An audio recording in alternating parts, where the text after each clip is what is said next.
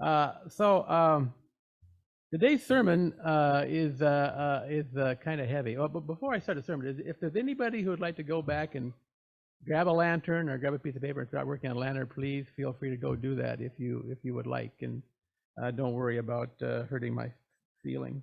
So, at any rate, if you'd like to go back and go ahead and take a chance and do a lantern.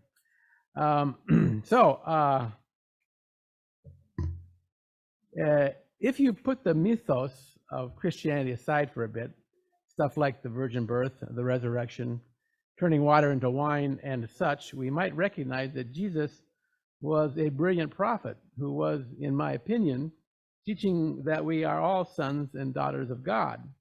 Now, translated, that means Unitarian Universalists are both fully human and fully alive. Putting that in a Unitarian Universalist translation, that means that we are both fully human and fully divine. Put yet another way, we are at once and the same time material and transcending being. Jesus is shorthand for really living one's life, really being alive with the kingdom of God. One of his teachings, a favorite of mine, is no one who puts his hand to the plow and then turns back is fit for the kingdom. That sounds pretty heavy, doesn't it? By this, I believe he meant that yes, you and I are of the kingdom, but to stay in that awareness of this transcendent reality requires some work, a plowing of our spiritual fields. Jean-Jacques Rousseau, the 18th century political philosopher, famously said, "Man is born free, and everywhere he is in chains." Rousseau was referring to the political chains binding those who lived under repressive monarchies and the whip of colonialism, but he could just as well have been referring to the spiritual state of most of us most of the time. We are bound by chains of repression, and they are of our own making. Our chains are our hiding places. We spit-shine them with 1,000 different little addictions: TV, political extremism, food, religion, envisioning oneself as the next Peter the Great, etc. Our chains keep us from life fully lived.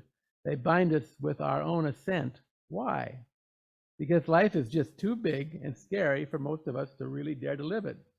An anthropologist I admire, the late Ernest Becker, thought that cutting across all cultures, our greatest fear is not of death, but of the living of life. Becker thought that one of our greatest burdens one burden many of us carry to our graves is the guilt of unlived life. Our chains really are the automatic diminishment and enslavement of perception, and we are enslaved. They are a heavy and cumbersome burden. They are our dangerous comfort. Our chains allow us to shoehorn our lives into our petty prejudices. They are the smallening of our lives and the diminishment of ourselves, that they bind us to the limited imagining of our society, clan, and family. Surely the ongoing destruction of the environment is the result of billions of us dragging our chains across the surface of this planet. The current political craziness is the rattling of our chains. The hundreds of thousands of deaths each year from drugs and alcohol abuse, and the almost daily episodes of mass shootings are the footprints of billions in bondage. Back to the plow. Now, the irony of the plow is that we are born free, fully human, fully divine being, fully human and fully divine being, but must work every day to throw off our chains. Plowing is an apt metaphor. We plow the earth to open it up to new seeds, water, air, and sun. We plow our own spiritual ground so that we might open ourselves to the light of imagination, creativity, evolution, and love. I've taught extensively in past sermons about pulling in one's projections and suffering one's own misery as an important way of plowing our spiritual field and bringing forth our authentic selves, so there's little need to revisit it today. The way I wish to look at today, another way to plow our field that goes hand in hand is with bearing one's own misery, is bearing the misery of others. By that I mean working in the service of life by lifting up ourselves and compassionately working for lifting up ourselves and others, and compassionately working for peace and justice. Now let us return to Jesus as prophet. There's a story he told that I think is especially helpful. It is commonly called the parable of the talents. I confess that I have not until today used this story as a basis for a sermon. It has always seemed too harsh for me. Now in my 70s, I see much more clearly how the rattling of my own chains across my life and across my years as a minister have kept the truth of this story hidden from me. A couple things before I start. In the story, Jesus is telling his followers how to reclaim their lives to fullness.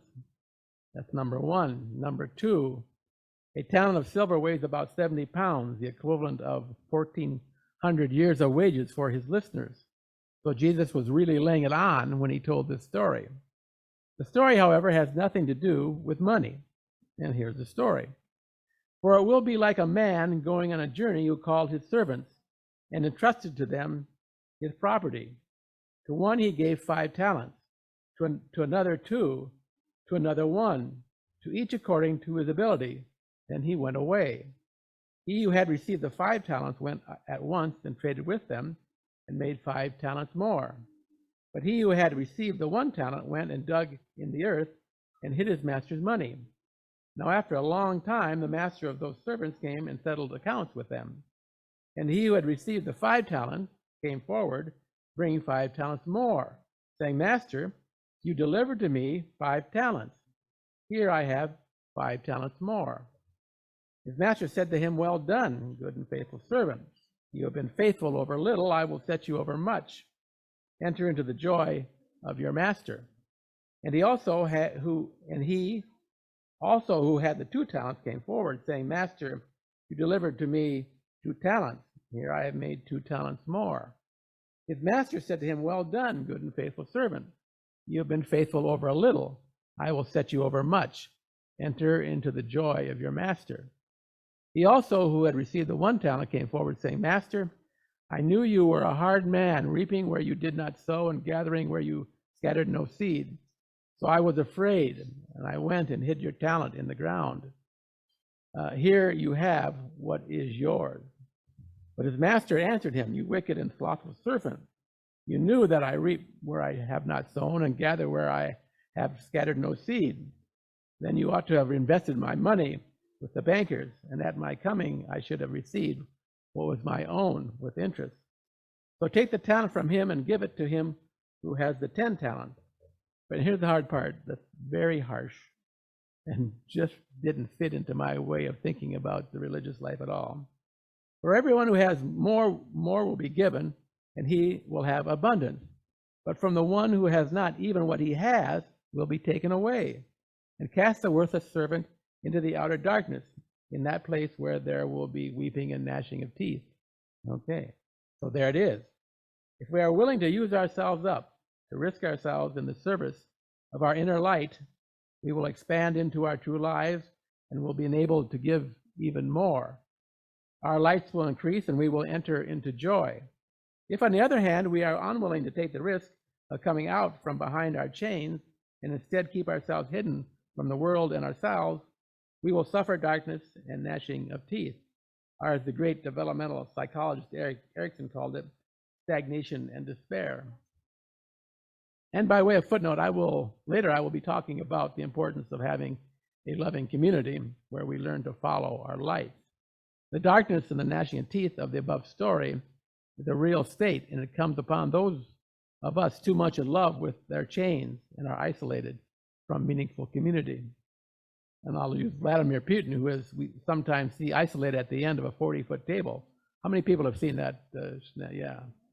Vladimir Putin, who we sometimes see isolated at the end of a 40-foot table, plotting his next move in the Ukraine, is an excellent example of how the rattling of our chains can lead to expanding carnage, wrecked countries, wrecked families, and wrecked people.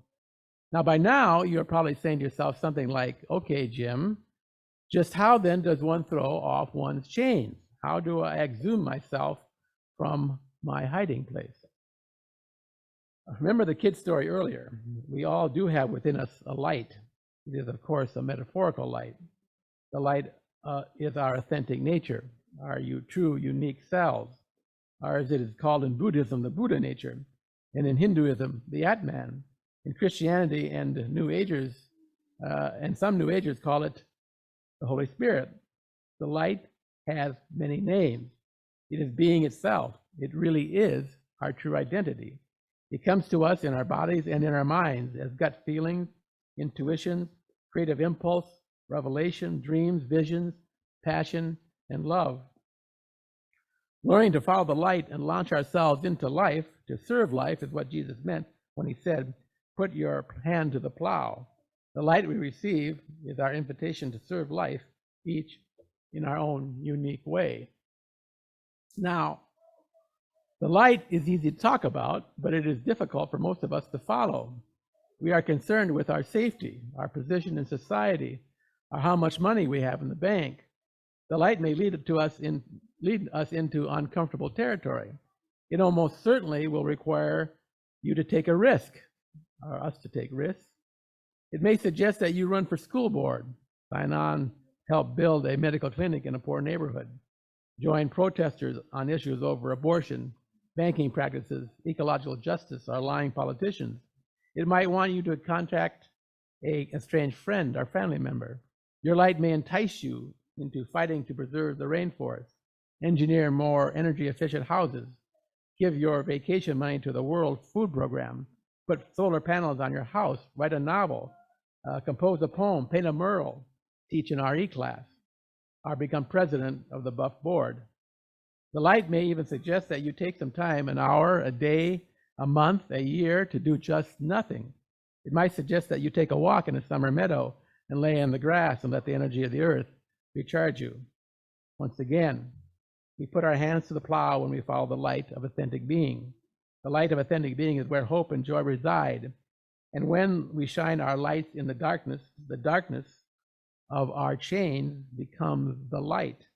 In the sunshine of authentic being, even our chains are transformed. When we live in the light, death really does lose its grip on us. O death, where is thy victory? O grave, where is thy sting? I will end this sermon with an image that speaks to the importance of community. Let me see if I have somehow skipped a page here. This doesn't sound right. I have, okay.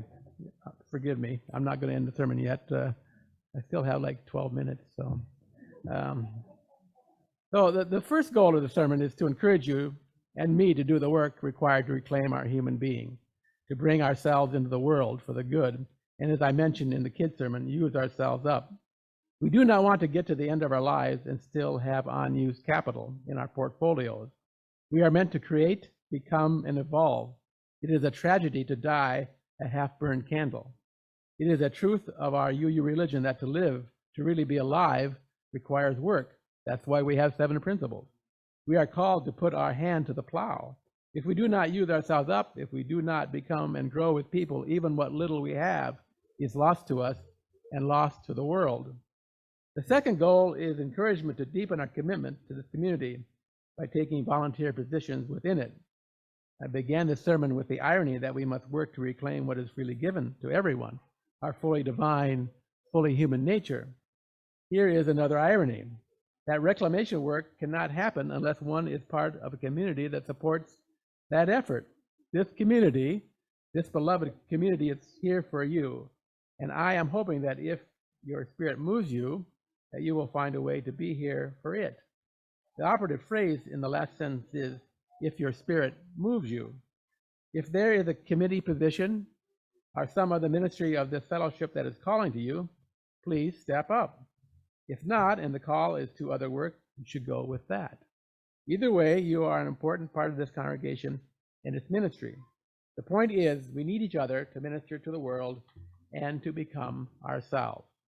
And now I will end with an image that speaks to the importance of community for casting off our chains and launching ourselves into life. I have stolen it from my friend, the Reverend Beth Lefevre. Beth says, "We are each of us angels with only one wing, and we can only fly by embracing each other." Now, my friends, let us do a moment of meditation before we continue. and before the young ones show their lanterns to us. So let's quietly get in whatever attitude of meditation you prefer, with your eyes closed, and just take a deep breath and just breathe.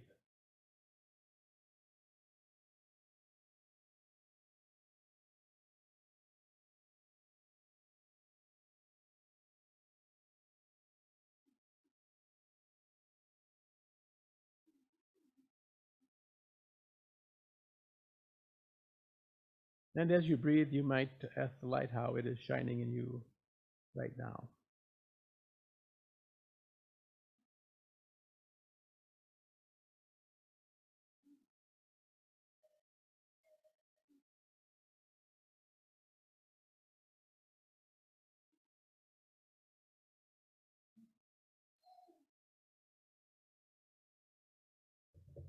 Amen.